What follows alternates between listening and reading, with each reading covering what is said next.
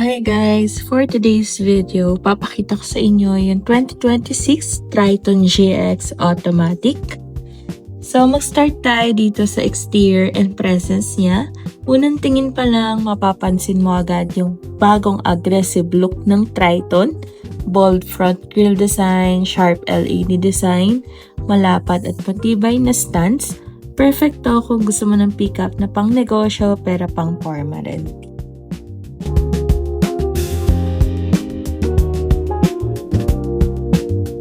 Under the hood, meron itong 2.4 liter diesel engine around 183 horsepower, 430 Nm of torque. Ibig sabihin malakas humatak kahit loaded ka o paakyat. Plus, naka-automatic transmission kaya walang pagod sa traffic, smooth driving sa city, perfect for daily use, kaya hindi lang to pang kargahan, pang daily din talaga.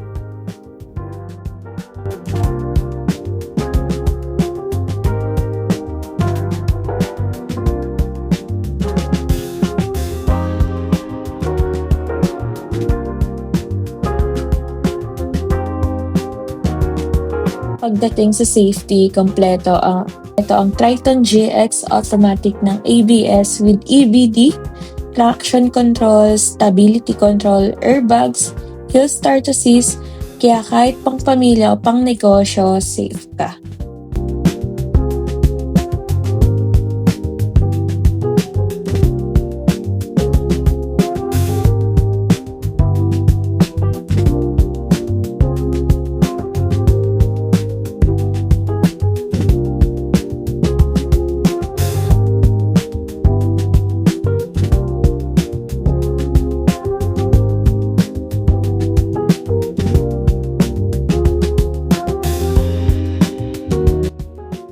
Hindi mawawala ang pagiging tunay na pickup na may payload around 1,100 kg, malawak na cargo bed, kayang-kaya pang negosyo, hauling at negosyo setup.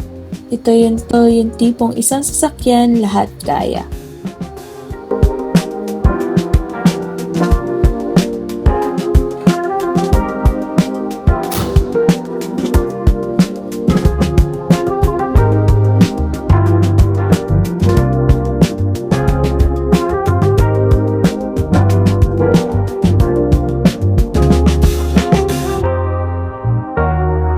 Bakit mas okay ang Triton GX Automatic kumpara sa ibang pickup? Mas affordable pero automatic na agad, hindi lahat ng entry pickup may automatic. Fuel efficient diesel engine, mas tipid kaysa gasoline SUV. Comfort plus utility combo, hindi matagtag tulad ng ibang pickup. Proven durability ng Mitsubishi, kilala sa tibay, lalo na sa negosyo use. At pinaka-importante, hindi ka lugi sa presyo, pero premium ang feel.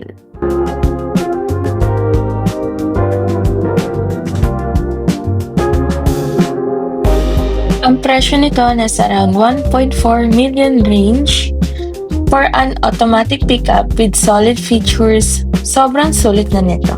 So kung naghahanap ka ng pickup na pang daily, pang negosyo, pang long drive, at hindi ka bibiguin sa power, ang 2026 Triton GX Automatic ang isa sa best choices ngayon.